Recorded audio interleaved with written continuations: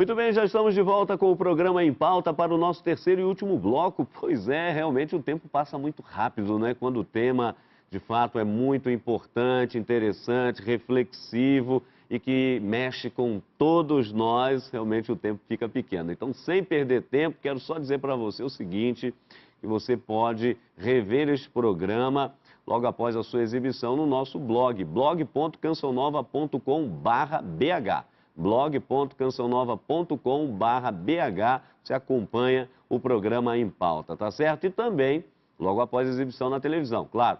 E também no site do Frei Antônio Moser, antoniomoser.com. Ali, além dos livros, da agenda, das várias atividades presentes no site do Frei Antônio Moser, você também tem um link para o programa Em Pauta. Os principais temas estão ali para você ter acesso, tá certo? Então nós vamos continuar aqui com o nosso programa. Frei Moser, você ia dizendo em relação à fala das pessoas e do professor do segundo bloco? Mas a fala das pessoas, essa fala me surpreendeu. Porque você vê uma unanimidade, os direitos humanos não são respeitados. E, sobretudo, alargando a compreensão, não é? Não só governos violam direitos humanos, autoridades, mas também o próprio povo viola os direitos humanos. Isso eu gostei. Em outras palavras, ninguém tem as mãos limpas. Todo mundo tem que lavar as mãos. Primeira observação. Segundo, observação no sentido de muita gente que está jogada por aí. Sabe o que me escandalizou há alguns dias, seja em Belo Horizonte, seja em Fortaleza e outros lugares? O amontoado de mendigos. Não é possível. Gente, nós que estamos num país próspero, etc., uma potência, né? Como é que você deixa? Uma cidade não tem governo, não tem prefeitura, não tem vereadores para cuidar, não é? Porque tem pessoas que, infelizmente, não têm condições sozinhas de cuidar. E depois crianças, quantas milhares de crianças soltas por aí, sem o mínimo de condição de higiene. Porque toda criança tem direito à escola, e no entanto não tem, a creche, e no entanto não tem. Gostei demais. Ou seja, temos que alargar o debate, então sim, vai ser realmente proveitoso. Tá certo. Olha, e uma vez mais perguntamos às pessoas, os direitos humanos estão possibilitando a liberdade ou oprimindo o povo? Vamos ver o que as pessoas responderam. Quando eles são bem aplicados, com certeza ele dá liberdade, entende? Mas eles têm que ser seguidos à risca. Eu sei que ele tem que existir, mas do jeito que está aí, eu acho que está meio complicado. Eu acho que até certo ponto ele está oprimindo muito mais do que ajudando. Garante boa parte da liberdade, sim. A opinião é essa. Eu acredito que estão garantida a liberdade, sim. Aquele que sabe usar, aquele que tem um conhecimento. Conhecimento ele transforma, o conhecimento ele liberta. Então quem conhece, com certeza está libertando, sim. Eu acredito que eles garantem a liberdade, mas você tem que saber utilizá-los, né, e aplicá-los corretamente. Mas eu acredito que eles vêm para defender a gente, não para nos oprimir. Garantindo a liberdade. Ué, isso é a defesa do Estado, né, para você, ué. Tá certo. Esse problema da liberdade, professor, porque aqui está um tema realmente intrigante, não é? Liberdade que não é fazer o que se quer, mas fazer de fato aquilo que é certo. O nosso povo, de modo geral, que nasce livre, obviamente, mas consegue viver esse tipo de liberdade ou ainda falta uma maior conscientização, um melhor desenvolvimento? É a mesma coisa na questão do país. Crescer é fácil, agora se desenvolver é difícil, porque exige conhecimento, uma liberdade bem assistida e assim por diante. Perfeito. Ô, Padre Hamilton, veja, primeiro, como o Frei Antônio Moser, eu gostei muito também desse bloco de falas, porque, veja só, um dos componentes centrais da ideia de direitos humanos é justamente a ideia de liberdade, a ideia de igualdade, a ideia de justiça, não é? Isso se desdobra à saúde, educação, direito ao lazer, direito ao descanso, respeito à velhice, atenção à juventude e à infância desamparada. Direitos humanos é uma totalidade, não é? Então a gente pensar essa ideia de todos os direitos para todos. Ora, se não garante a liberdade, não é direitos humanos, não é? Então, a função central dos direitos humanos é justamente ser um marco de referência para estabelecer uma convivência pacífica, harmoniosa, calcada nos princípios da justiça. Como diz o texto bíblico, a paz é fruto da justiça. Não é? Então, a ideia fundamental dos direitos humanos é essa ideia de que, para sermos livres, nós precisamos ter atendidos as nossas necessidades materiais, físicas, até o que nós chamaríamos até de direitos animais, tá? E as nossas necessidades psicológicas, não é? Por exemplo, segurança. Segurança não é só algo fora de nós. A segurança é algo, sobretudo, dentro de nós, não é? Paz, tranquilidade, harmonia. Então, a ideia de liberdade é uma ideia essencial à ideia dos direitos humanos. Agora, uma discussão que eu gostaria de contribuir é que tem um autor chamado Roberto Bobbio. Tem vários autores que trabalham a questão de direitos humanos, nós temos uma vasta literatura, a Voz tem publicado livros bons, a Loyola e outras editoras por aí. Né? Mas uma questão central que nós temos que pensar na ideia de direitos humanos é que nós temos um problema no Brasil. Qual é o problema mesmo brasileiro, entre tantos outros, além das nossas raízes escravocratas? É que nós temos no artigo 5º e 6º da Constituição brasileira os direitos e garantias fundamentais. Problema, nós temos um gap, nós temos um abismo, temos um buraco entre o que é posto em termos de lei, de legalidade, e o que existe concretamente, efetivamente, na vida dos cidadãos.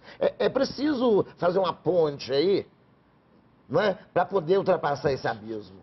Como fazer essa ponte não há uma receita de um indivíduo. A necessidade de ter um esforço coletivo. Agora, concretamente, nós temos uma legalidade que funda a existência do Estado brasileiro, do Estado Democrático Brasileiro, em cima da ideia de direitos humanos. Se você pegar a Constituição Brasileira, está lá no caput dela, Fundamentos do Estado Democrático de Direito, cidadania, soberania e o princípio da dignidade da pessoa humana. Depois vem mais dois, não é? A livre iniciativa e o pluralismo político. Mas essa ideia de fazermos, concretizar na vida aquilo que é garantido em termos de lei, eu acho que é um grande desafio. E aí cabe à sociedade civil.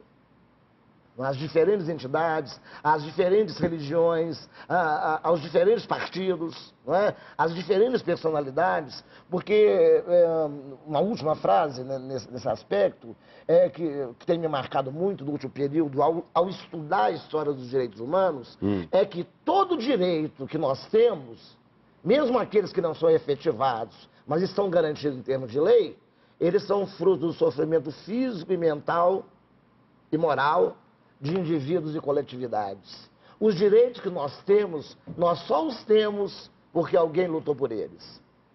E os direitos dos nossos filhos e netos, vamos pegar um exemplo, os direitos das gerações futuras, engenharia genética, a biotecnologia.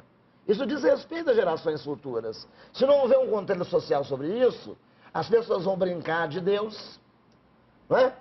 As pessoas vão fazer experiências pouco preocupadas com a saúde dos consumidores. Não é? Então nós estamos aí no oceano amplo, profundo.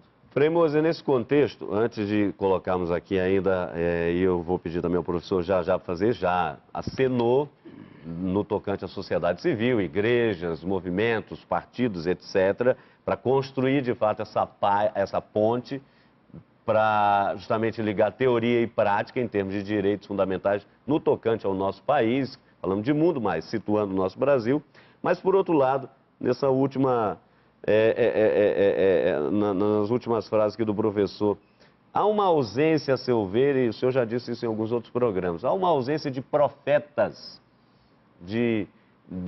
justamente no tocante à questão dos direitos, porque isso que ele acabou de mencionar, ou seja, quando não se tem alguém que grita, que sofre, que é perseguido, etc., mas alguma coisa não acontece.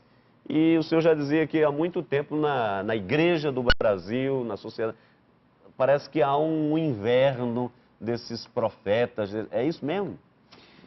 Olha, mais do que a falta de profetas, está faltando um povo profético. O povo de Deus era um povo de profetas. Não só porque tinha, vamos dizer, Abacuque e companhia, mas era um povo, não é, vocacionado para a profecia. Então eu acho que está na hora do despertar de uma consciência coletiva, não é, nesse sentido de abranger mais os direitos fundamentais. Agora, ali vem o aspecto religioso. A liderança religiosa ela não pode conduzir o povo à alienação, que às vezes parece que conduz, depende do tipo de pregação que você faz, as promessas que você faz de curas fáceis, etc. Você está alienando o povo, não é? E anestesiando. E, por outro lado, uma religião que desperte, para ser participativo. Curiosamente, eu escrevi a minha tese doutoral, não é, sobre o comprometimento que o cristão tem para transformar o mundo. Ora, isso parece que caiu no esquecimento. Não, o Vaticano II, a grande tese da Gaudium et Spes, o cristão e o mundo, você tem que estar aí. E nesse sentido nos faltam profetas também dentro da igreja, não é, para conduzir a um equilíbrio vamos dizer assim, não só das ideias, mas de comportamentos e, sobretudo, estabelecer essa ponte, sem rupturas, mas que de fato consiga criar uma nova realidade. Agora, aqui, professor, estamos na mesma sintonia. A Marlene aqui pelo Twitter, não é? PE_Hamilton, ela diz o seguinte: olha, os direitos não são respeitados porque os brasileiros são mal educados, não têm cultura, sem dizer que os nossos políticos deixam e muito a desejar. Então, aí nessa mesma linha do Frei Moser, esse povo profético, essa coletividade, que o senhor também já acenava isso. Então, a pergunta é, como é que se desperta esse povo? Quais são, aqui vem a questão fundamental, quais são os passos para despertar a nossa população, a nossa sociedade, para que realmente tenhamos um país onde os direitos sejam respeitados, onde todos possam viver de forma fraterna e participar de todos os bens que o país produz, obviamente. Veja só, Marlene, eu vou ser bem franco na minha resposta. Eu não acho que a responsabilidade seja do povo brasileiro, não. O povo brasileiro, na verdade, ele é vítima de um processo histórico que o colocou nessa condição. Não é? Por exemplo, o povo brasileiro não tem educação. Não é que o povo brasileiro não tem educação, é que não lhe é oferecido uma educação de qualidade. O povo brasileiro desrespeita os outros. Não sei se isso é verdade. Não ter educação, quer dizer, não recebeu educação faz tempo da parte do governo, dos subsídios, da estrutura, nesse sentido até que procede. Exato. Né? Quem não deu a educação, e qual é a qualidade da educação. Mas você tem toda razão ao colocar essa preocupação. Como superar essa situação? Não apenas como detectar o problema. Eu acho que tem alguns caminhos. Quais? O primeiro caminho precisa de uma transformação de mentalidade. Nós precisamos nos colocar na contramão da sociedade só dos valores materiais, da sociedade só do consumo, da sociedade só das marcas, da sociedade só do status. Né? Nós precisamos nos colocar no patamar de que o ser humano pode não ter nada, mas ele é ser humano e ele é o valor. Claro. Ele é o valor. Não é? Por exemplo, queimar mendigo em praça pública. Parece que virou moda ultimamente, queimar índio em praça pública. Queimar prostitutas em praça pública. Não há nada que justifique essa barbaridade. Abuso sexual de crianças. Não há nada que justifique essa barbaridade. Então, o que nós temos que ter, curto e grosso, meu entendimento, mudança de mentalidade e subjetividade. Ou seja, incutir valores que coloquem o humano como prioridade absoluta. Sobretudo, a criança como prioridade absoluta e o idoso como prioridade absoluta. Não é? E só para terminar essa parte, a seu ver, como é que anda o termômetro dessa mudança? Né? Em que nível nós estamos? Estamos despertando de fato? Estamos já caminhando bem nesse sentido ou ainda estamos muito adormecidos? Olha, o termômetro atual aí. Eu sou daqueles que nós avançamos muito. Se a gente olhar 40, 50 anos atrás, o quadro era outro. Nós avançamos muito. Agora, nós precisamos avançar muito mais. Não é? E essa caminhada é uma caminhada coletiva. Não é? Só o fato de abrir o debate, a TV Canção Nova já está proporcionando uma contribuição muito grande, porque torna-se discussão, não é? Torna-se conversa, e daí as soluções começam a aparecer. Tá certo. E do ponto de vista teológico, Frei Moser?